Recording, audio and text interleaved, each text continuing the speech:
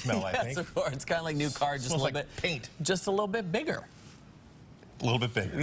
Hey, the Eastern Eagles, they're down, the football team, they're down in Frisco, Texas, getting ready for a game. They have a big alumni event going on tonight. Alyssa Charlston, heard that there was free coffee, so she decided to stop by to see if she could get herself a cup or two.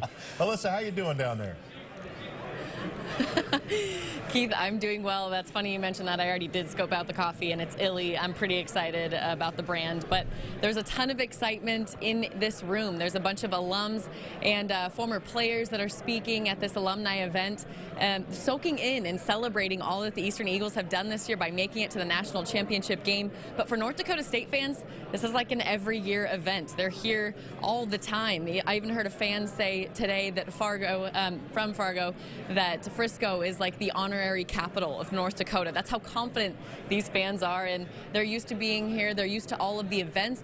Especially their players. They're used to the processes that they go through ahead of the game. And Aaron Best said today that he's not looking at that as an advantage for his who his players are going up against, but rather a leg up. That it's a fresh experience for his guys. Sometimes not having your foot in the water is an advantage. You know, when you go to the lake and everybody wants you to jump in, and the person that kind of gets scared of the water, and then there's always some person in that party that just jumps in, and it's kind of refreshing because then it's okay to just go do it. The DNA hasn't changed, won't change. We'll be loose. And that's exactly what his team repeated too today at press conferences with players and with head coaches. They know that it's a bit of a road game. There's so many North Dakota State fans here. Even President Lynn Hickey of Eastern Washington kind of reiterated that they have to be prepared to be outnumbered. It's going to be about 14,000 North Dakota State fans to maybe 4,000 or 5,000 Eastern fans, but we'll see if it makes a difference tomorrow morning. Kickoff at 9 a.m. It'll be a fun one. Keith, Aaron.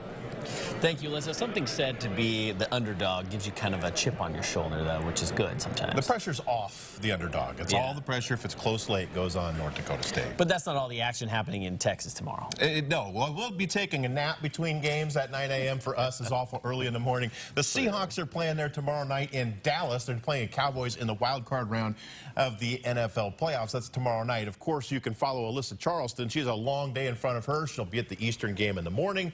Then she's going to drive to Dallas, which is about 40 minutes from there, to AT&T Stadium to cover that Seahawks game. You can follow her on Twitter at Alyssa Charlston.